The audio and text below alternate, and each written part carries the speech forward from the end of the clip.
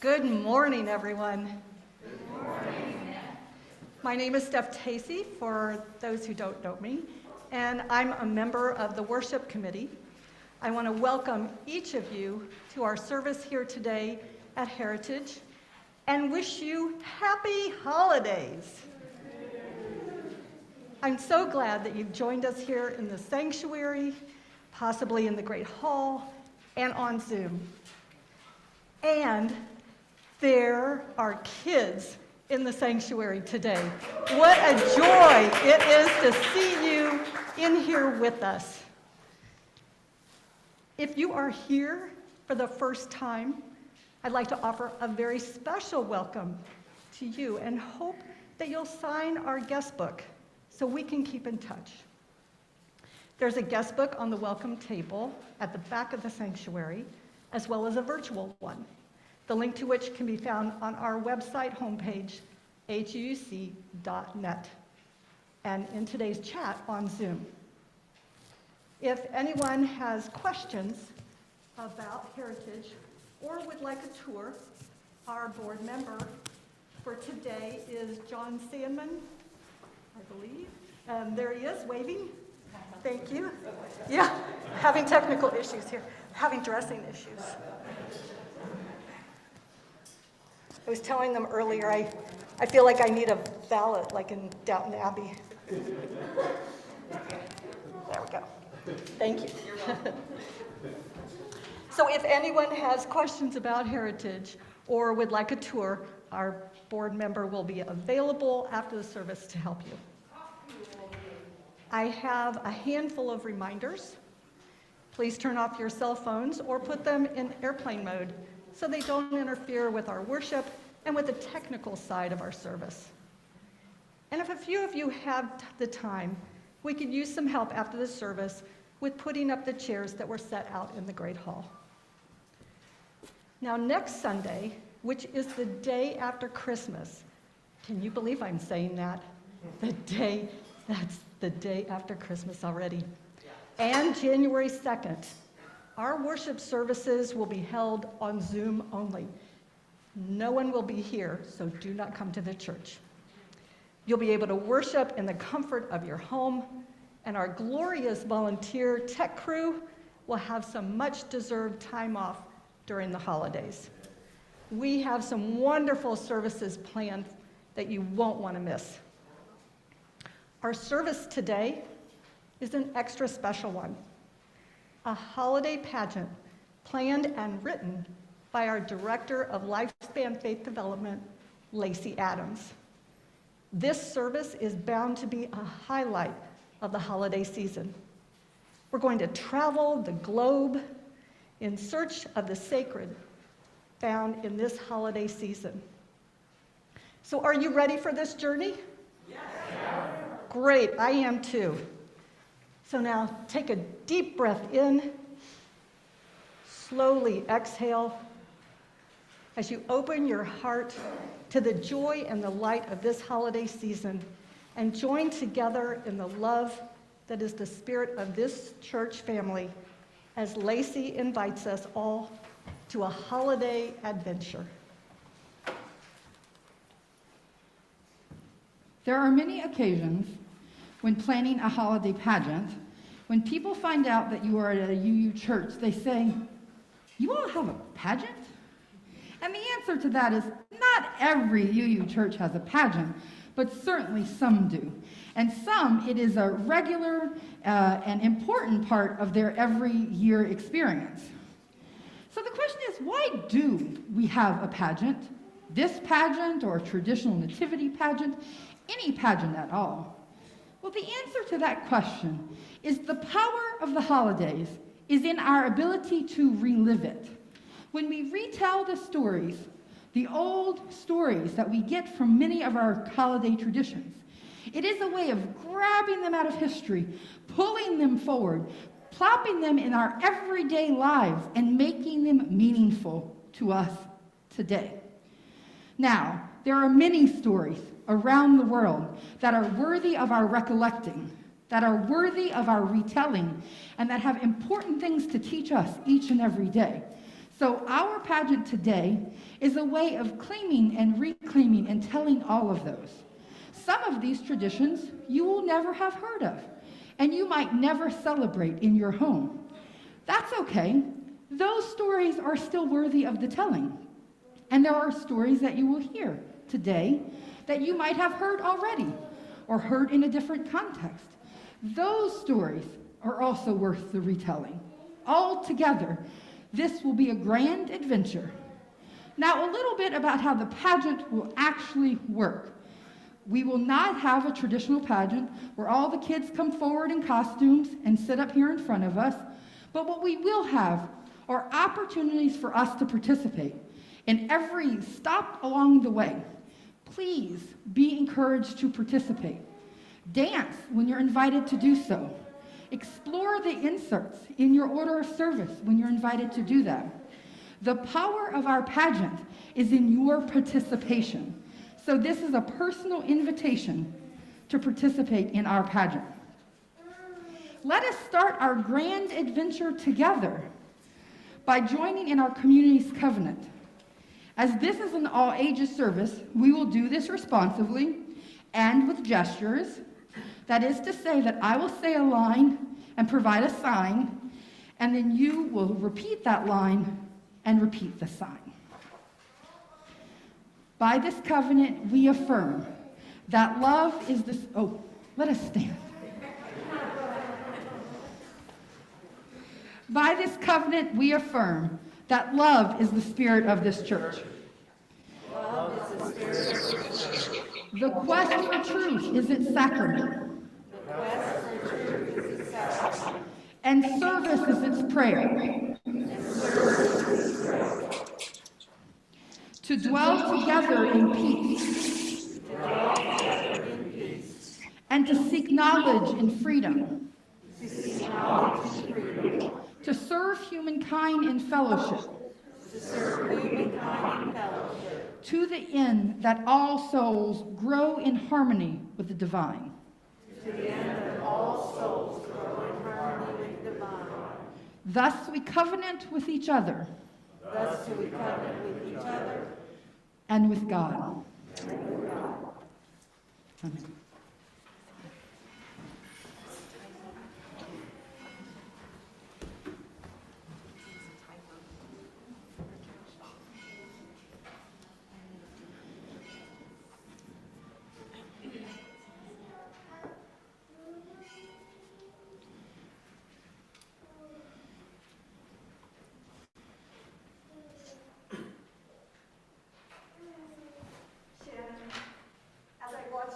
The chalice, I thought about how many winter holidays actually involve candles. One of those holidays is Hanukkah. It's perfect that our first stop is New York City because it has the largest Jewish community. Yes, we're spinning the globe to find where our stops are going to be. There it is. Because it has the largest Jewish community outside of Israel. I know that Hanukkah means dedication in Hebrew and has something to do with oil burning for 8 days, but that's clearly not the whole story. Well, we have a video that might tell us more of the story.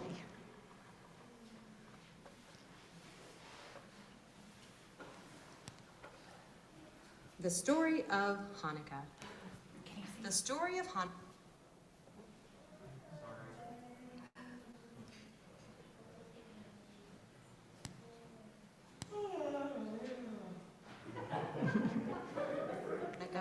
Happened a long time ago in the land of Israel.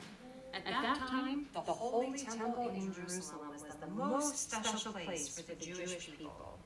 The temple contained many beautiful objects, including a tall, beautiful menorah.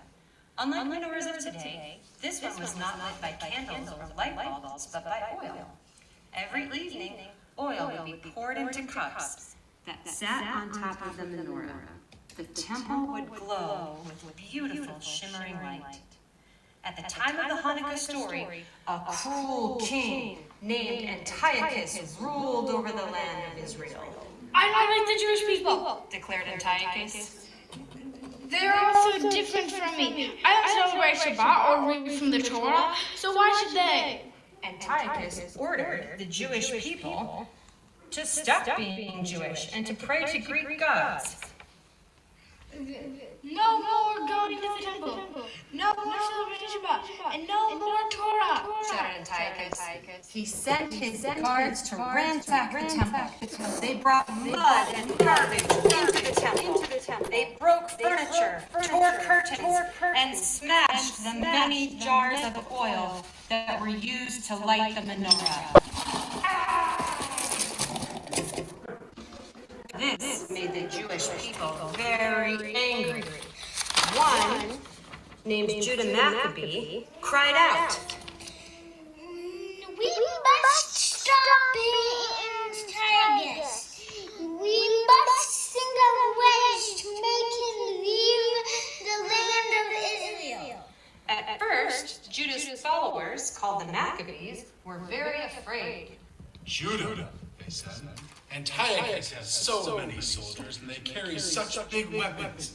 He even uses elephants to fight his battles. How can we Jewish people who don't have weapons fight against him? Judah replied, If we think very hard and plan very carefully, we will be able to defeat him. It took a long time, but at last, the Maccabees chased Antiochus and his army out of Israel.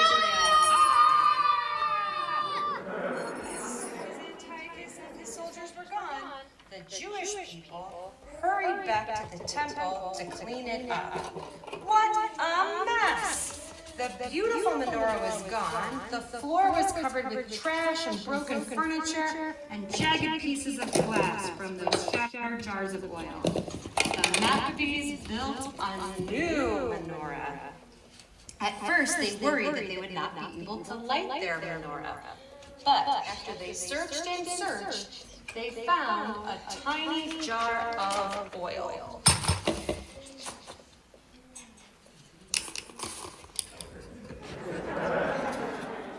The Maccabees knew it would be at least 8 days until they could prepare more oil, but they lit their menorah anyway. To their surprise, this little jar of oil burned for 8 days. The Jewish people could not believe their good fortune. First, their small army had chased away Antiochus' larger army, and now the tiny jar of oil had lasted for 8 whole days. The Jewish people prayed and thanked God for these miracles. Now, every year during Hanukkah, the Jewish people light menorahs for 8 days to remember the miracles that happened long ago.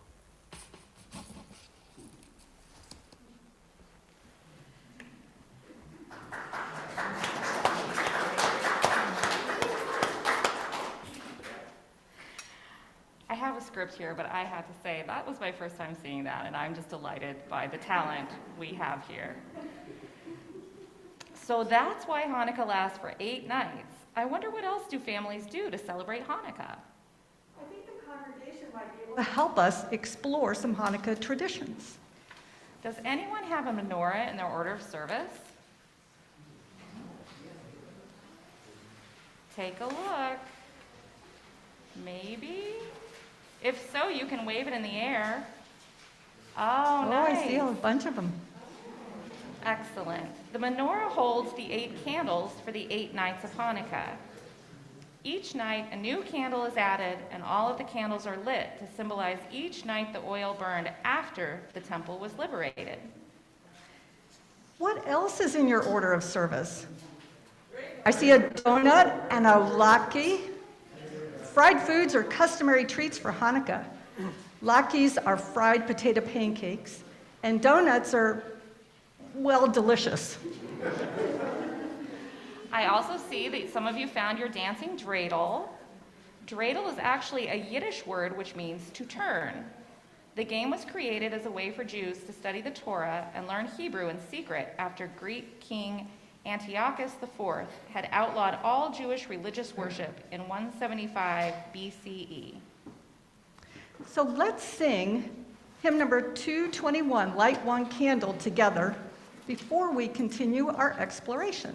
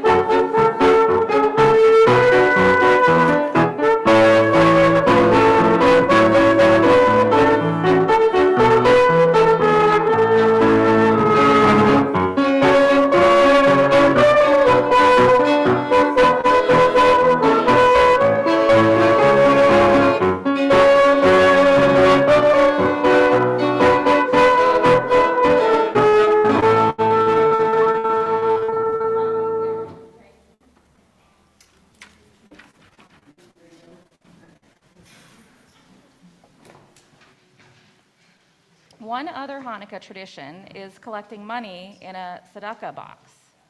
The word tzedakah, often translated as charity, but the literal translation is justice, having to do with social justice and taking care of those in need. So, this seems like the perfect time to hear from Regina about this week's opportunity to share our abundance.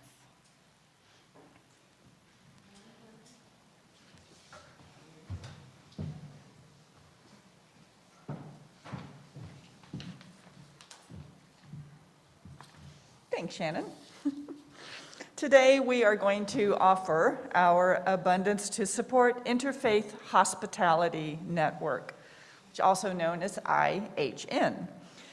Remember, this is a different organization from another of our favorites, Interparish Ministry. It's really easy to get those two confused, but they are completely different organizations. IPM generally is known for helping with food. IHN, today's offering, helps with shelter.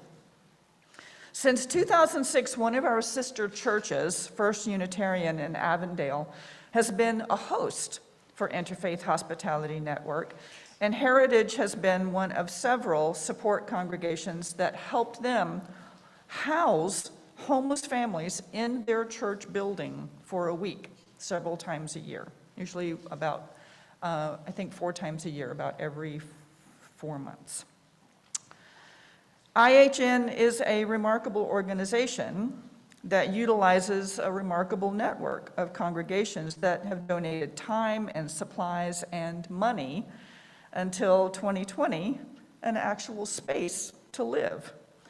Now, IHN is housing families in hotels, and the expense is a constant drain on their resources, but they do continue to serve families with shelter and food, and they need community financial support more than ever. So our monetary offering today will help them cover the ongoing costs of hotel rooms, while also assisting families with food and gifts for Christmas. And if you're with us on Zoom today, or if you simply prefer to contribute with a credit card, you can donate via their website at ihncincinnati.org. Please know in the coming weeks we will be donating communally to efforts addressing disaster relief in Kentucky. I'm researching some organizations to determine where our offering will be most useful in what is sure to be a very long recovery time. But today, we will focus on our local need and send some love and support to families experiencing homelessness during this traditional time of celebration. Today's offering will be gratefully received.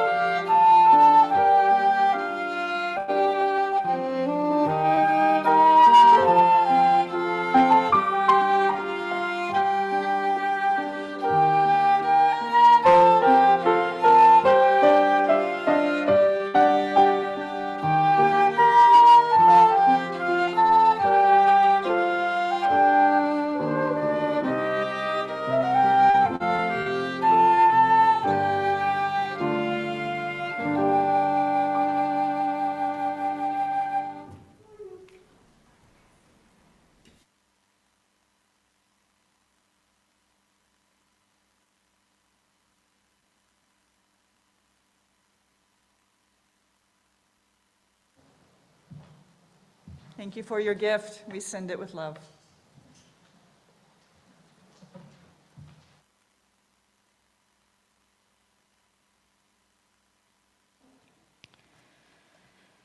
Staff, where are we off to next? Let's see.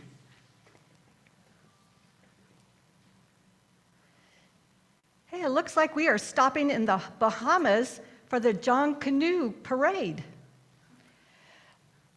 Bahamians, Jamaicans, even revelers in Key West, Florida celebrate the John Canoe both on December 26th and New Year's Day. From colorful costumes to exuberant dance routines, participants spend months preparing for the pageantry of this street parade, accompanied by the steady beat of whistles, cowbells, horns, and goatskin drums that start in the wee hours after midnight. There are different accounts of the origins of John Canoe.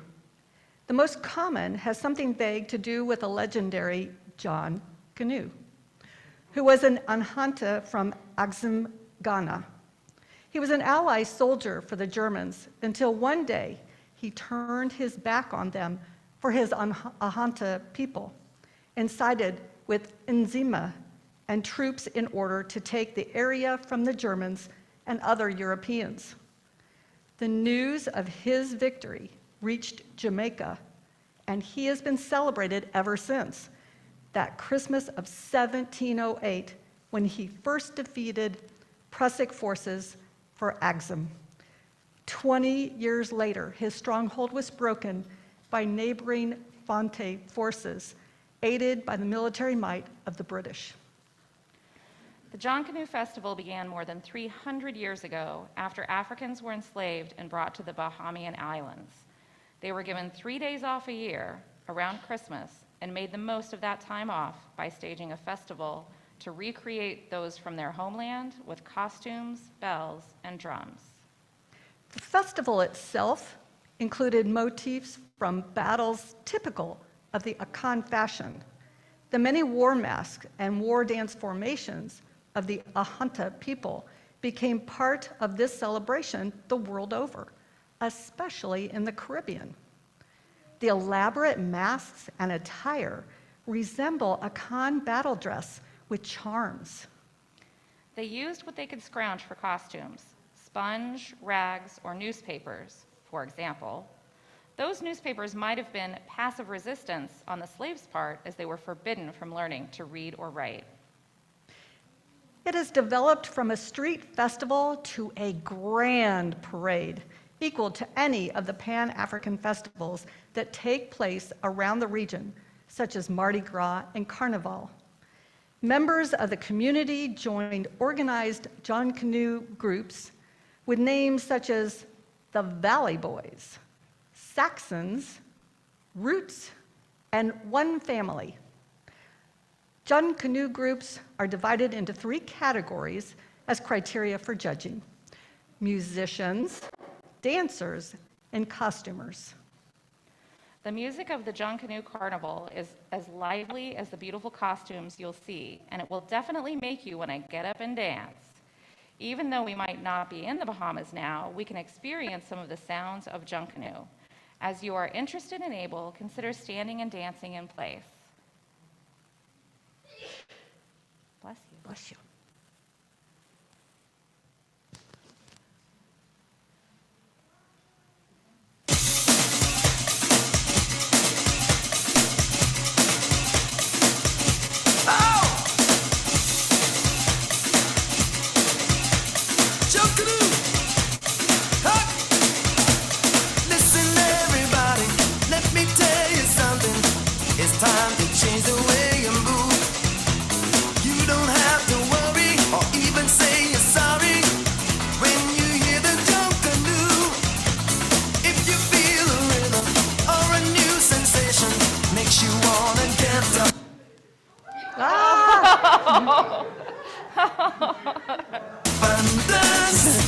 Shake your body like you're crazy.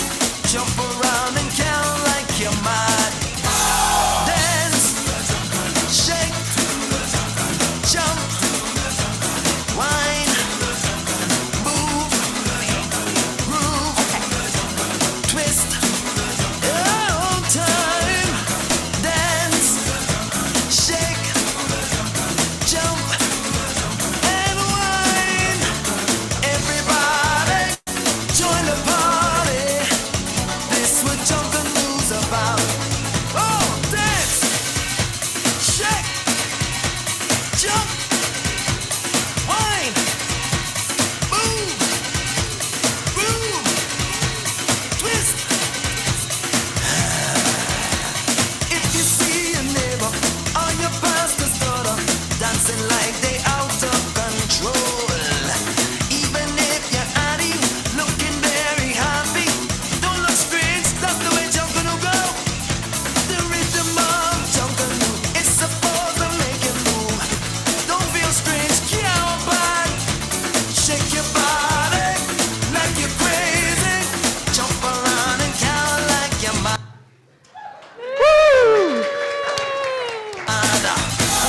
Dance, shake.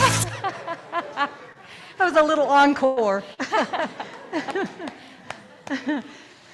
Oh, man. I think we need a dance party in church every week. Yeah. Okay. Whew. Gonna catch my breath after that one. Steph, I saw Steph spinning the globe. Our next stop is in Japan for the celebration of Bodhi Day. On December 8th, many Buddhists, especially Japanese Buddhists, recognized the day 2,500 years ago when Siddhartha Gautama attained enlightenment, becoming the Buddha, or awakened one. Rejecting the life of a prince, Siddhartha spent years as a poor, holy person. At last, he gained the insight that Buddhists say allowed him to make sense of death and suffering and to transcend them. Siddhartha sat under a Bodhi tree, promising himself he would not stop meditating until he fully understood life and had found an answer to pain and death. It is said that after meditating for 7 weeks, he gained this understanding. The site of that original Bodhi tree is Bodh Gaya in the northeast Indian state of Bihar. Considered one of the most important Buddhist pilgrimage sites, it's dominated by the ancient brick Mahabodhi temple complex. A direct descendant of the tree sits within the complex today, along with 6 other sacred sites, including a lotus pond. Bodhi Day is marked in Buddhist homes by meditation and by decorating a small fig tree with colored beads and lights. Families enjoy Jataka tales too, stories once told by the Buddha about his past lives. Before becoming enlightened, he believed he had lived many times before, sometimes as a human, sometimes as an animal, but always learning something new about life. This is quite a different kind of celebration, isn't it? In honor of Bodhi Day, we will participate in a time of meditation. The video that will be playing during our meditation is a honkokyu, or a piece of flute music traditionally played by Japanese Buddhist monks. The song is about 3 minutes, which is longer than our usual time of meditation, but it's much shorter than the 49 continuous days that Siddhartha took to gain enlightenment. So if you need a meditation aid, there are Bodhi leaves in your order of service to contemplate or decorate. As you meditate, imagine your finger touching the earth as you awaken to an awesome awareness that everything in the entire universe is connected. Imagine untying yourself from all forms of anger, greed, and desire that cause suffering. As you untangle from these attachments, imagine a state of perfect wisdom and compassion blossoming in you.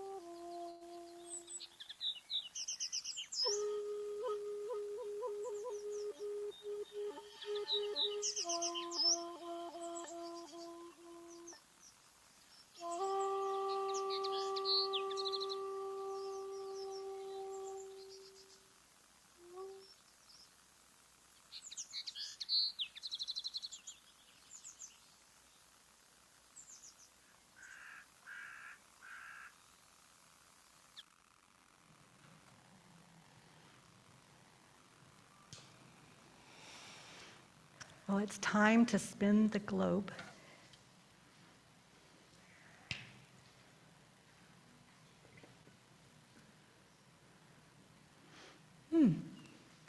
Seems to we have found our way back home. Let me guess, for Christmas? Right you are. There might be something new for us to hear if we keep our eyes and ears and hearts open.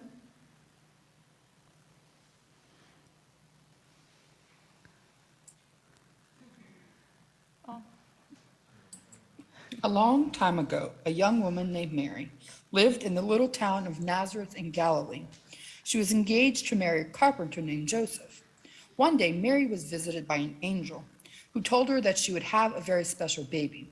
The baby would be the child of God and was to be called Jesus. Just before the birth, Mary and Joseph had to travel to Bethlehem, Joseph's birthplace, to be counted in a survey.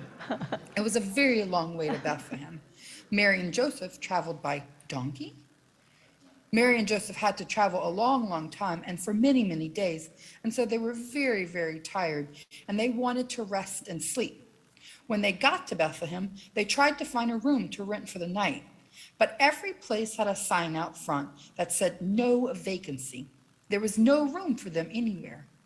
And everyone turned them away and said, "You are not welcome here." Joseph was scared that they'd have no place to sleep. Finally, one innkeeper said, "I'll let you sleep in the stable out back. It's not very clean, but it's safe." And so it was that while they were there in this stable, Mary gave birth to her child, wrapped the child in clean cloth, and laid it in the manger. In this same country, there were shepherds living out in fields, keeping watch over their flock by night. And then behold, an angel stood before them, and the glory of the Spirit shone all around them. The angel said to them, "Do not be afraid, for behold, I bring you good news of great joy for all people. For a baby is born in the city of Bethlehem, and this will be a sign to you. You will find this ordinary baby sleeping in a manger. He is so poor as to be sleeping with animals, but there is great love inside the baby, just as there is great love inside of each of us. And the baby will grow and try to show us how to live in peace and how to love each other. The baby will show us how we each can be saviors of the world." And suddenly the sky was filled with angels, singing beautiful songs and saying, "Glory to God in the highest, and on earth peace, goodwill among all people." Now, after Jesus was born in Bethlehem, wise people from the east came to Jerusalem asking, "Where is the baby that was born? For we have seen the star in the east and have come to pay homage." These wise people came from a faraway land, a land that was probably Iraq or Iran. They had seen a bright star in the sky and had followed it to the stable. "We followed the star because we knew it would lead to a place where all people would be treated kindly, no matter the land they come from, no matter what they believe, their skin color might be, no matter their religion or who they love or how they have created a family. That kind of place, those kind of people are what we have come to find."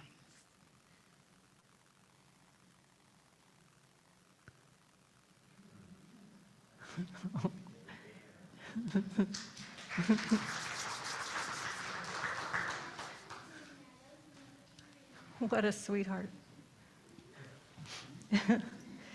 All right. So a Christmas celebration isn't complete without a Christmas carol. So let's stand as you're willing and able and sing number 237, "The First Noel."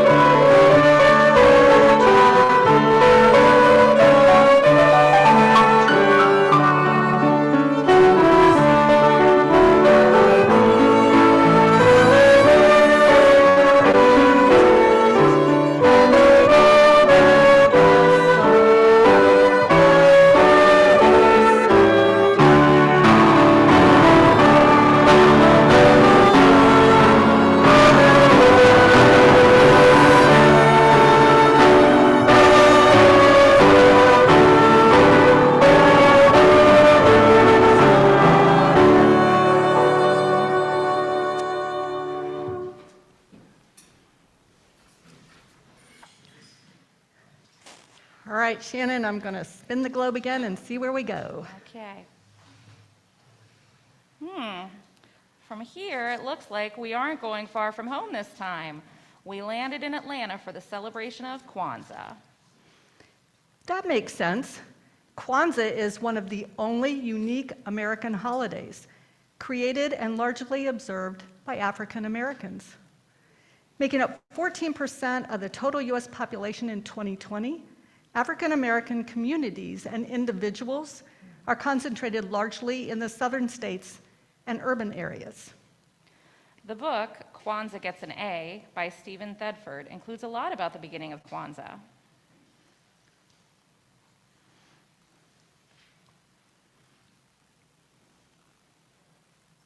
Umoja, unity that brings us together. Umoja, unity that brings us together. Umoja, unity that brings us together. Kujichagulia.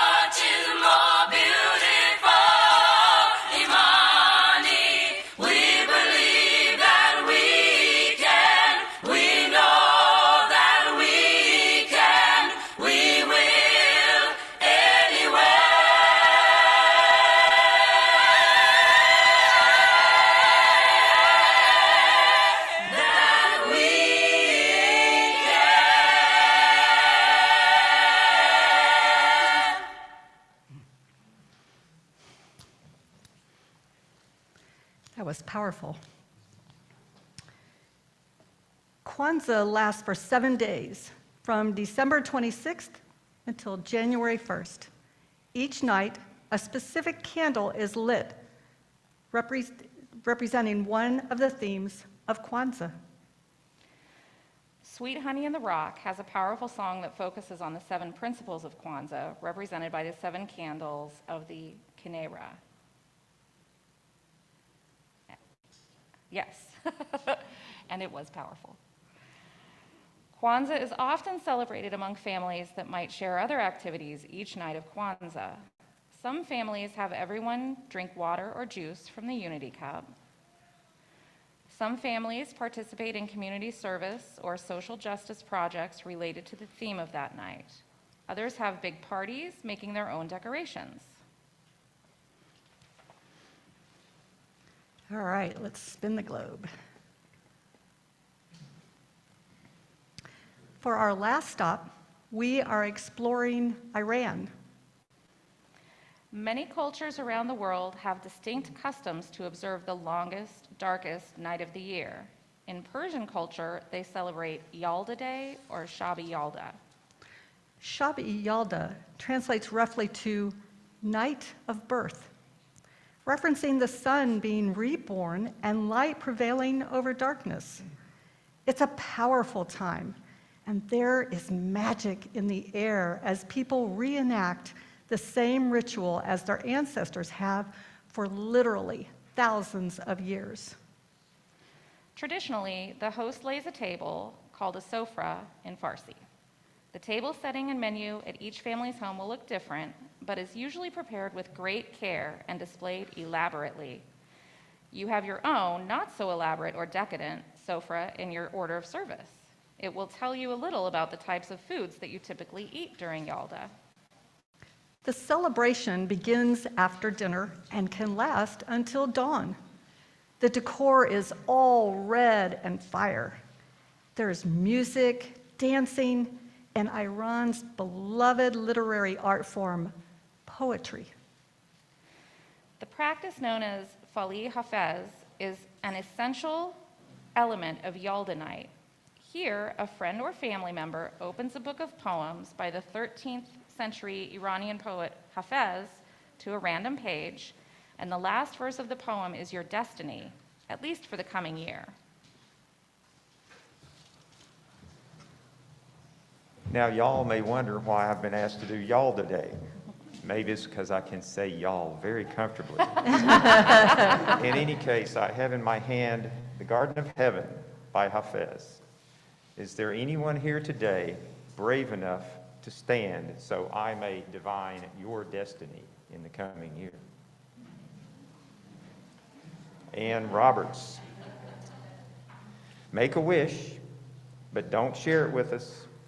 Once I read the last verse of whatever my finger lands on in this book, you can tell us if it bodes well for your wish.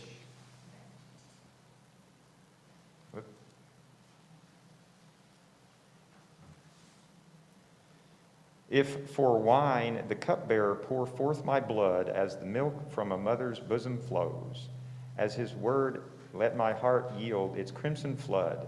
But Hafiz, Hafiz, thou art of those forever fearing lest absence be near. For the days when thou heldest the beloved close, why rise not thy thanks so that all may hear? How are things looking for your wish, Anne? Always wonderful. You want to hold dear. I always wish for my children and grandchildren, so the wish of holding them dear. Holding dear her children and grandchildren. Wonderful. Thank you.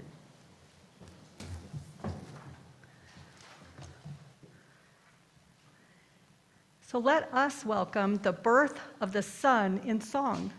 Please stand and follow Mimi in our closing hymn, The Sun is Born. The words are included in your order of service.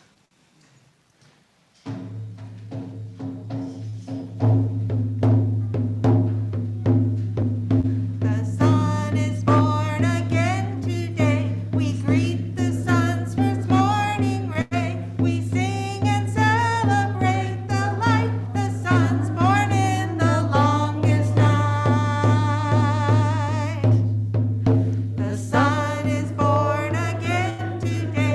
greet the sun.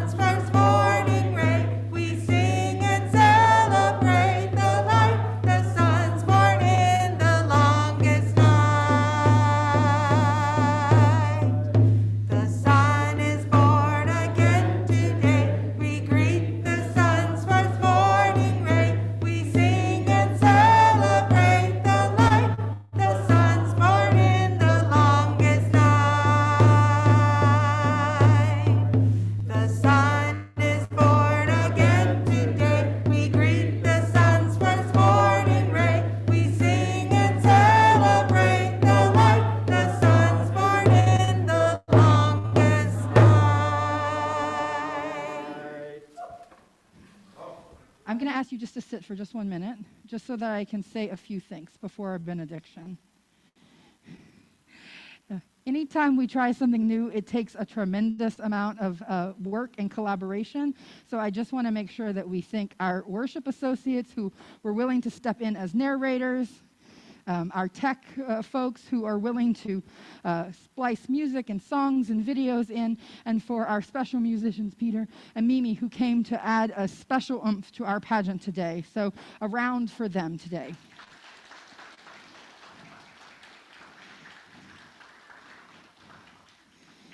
I would also like to ask our kids just to stand and take a bow for a second. Come on. Come stand. There we go. Often at pageants, we are so excited to see them front and center, but it is no easy task to do something at such a young age. So just a round of thanks for all of you who were here, who participated, and for everyone who made that possible. Now let's stand again for our benediction. May the Spirit of life that each of us possesses flow from one to another. May it stay with us and bring us peace and harmony until we meet again. Amen. Thank you.